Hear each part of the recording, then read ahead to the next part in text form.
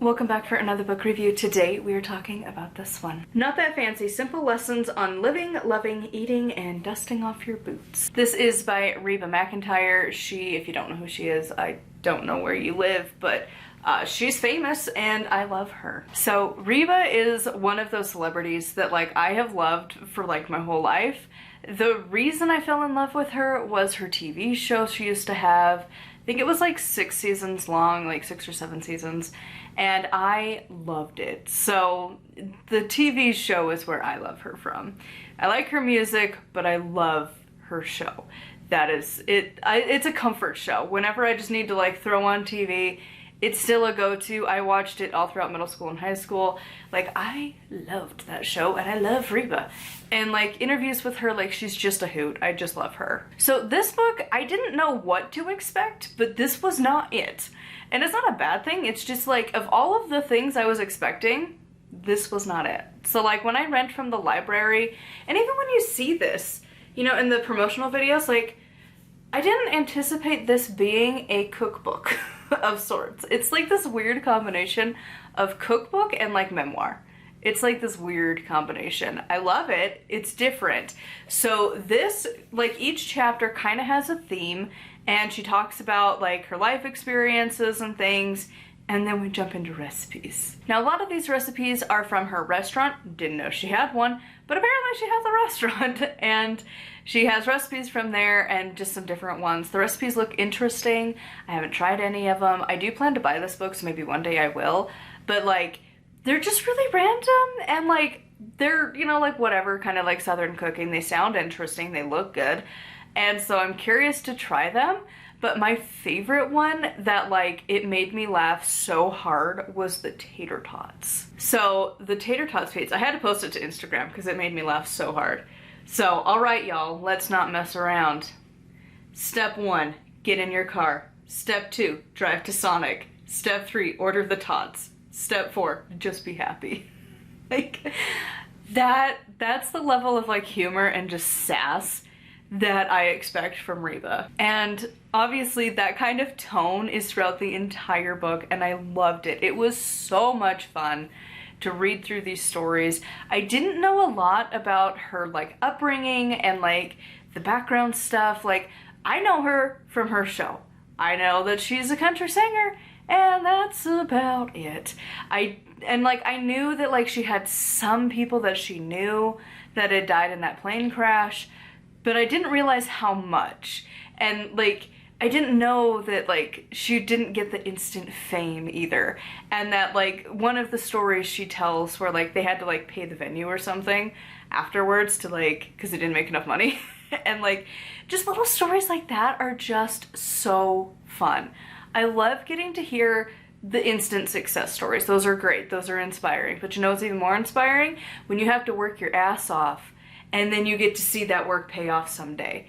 And that somebody did that. They kept with the dream even when it wasn't working, when you were barely making any progress, and they kept going and kept doing it and trying different things and seeing the behind the scenes a little bit. It was just a lot more inspirational than some of the other ones where they're instant fame.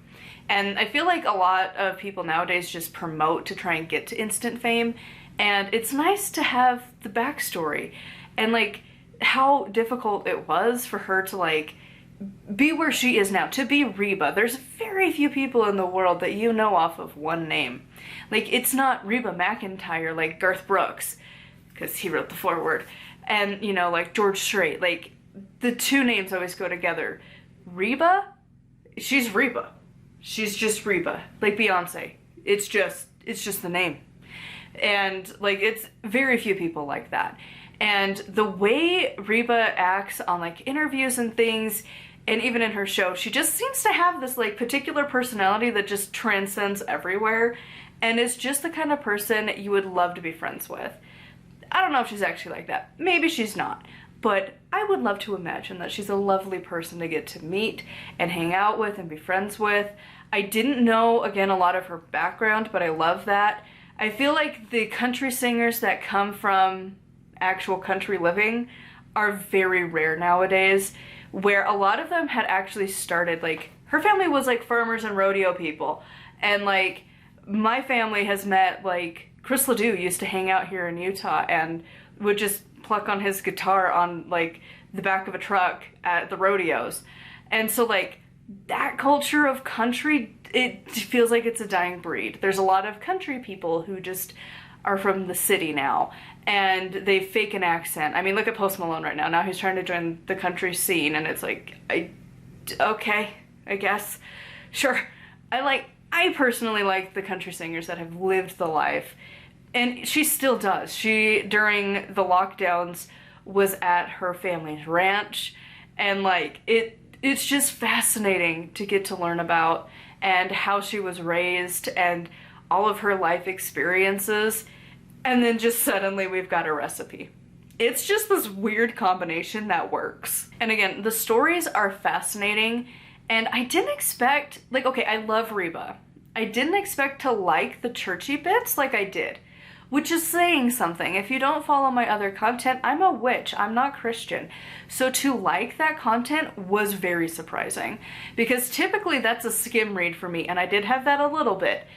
But like a lot of it too, it was like, it didn't feel like the normal Christian, like, blah, blah, blah, blah, blah, blah, that I don't like. Because like, it came off very different. In a lot of ways, it was like, kind of like a reflection of sorts of how a lot of pagan beliefs are and like how we interact, but like slightly different. Like if it's like reflected on a lake, but like you're kind of tapping it for ripples, where it's like, it's kind of there, but like kind of different.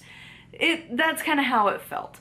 Like she has a specific chapter where she talks about like, she goes out into nature to connect and that she asks for guidance from her God to guide her, and sometimes the answer is patience and like, why are things not happening the way I want them to? And it's like, just have patience. And it's like, I've had that message many a times. And like when she wants to connect, she doesn't go to church, she goes outside.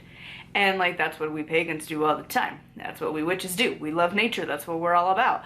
And so like, it was just super weird to be reading about the Christianity part of it, but really connecting on like a deep level, but like with a witchcraft twist to it.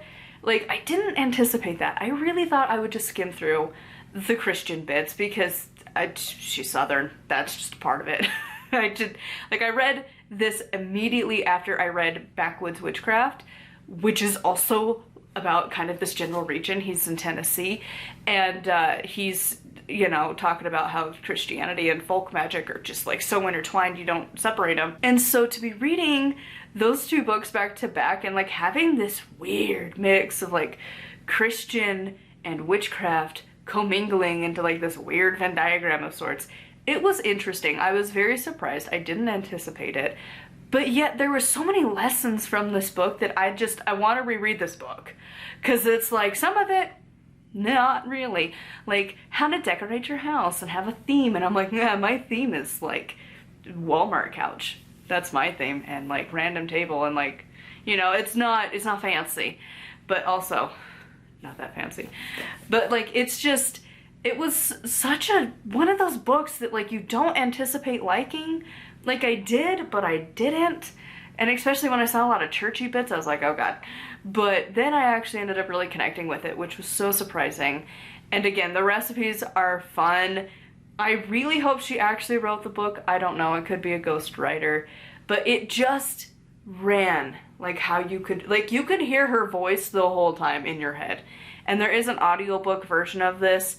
I would love to listen to it. But like, I also just need a physical copy of this book. I do want to try the recipes, but I also do want to just reread this at some point because it was such a good book. And it's one of those books that like, you just sit down and you just want to finish reading it. And you're just like wrapped up in this world.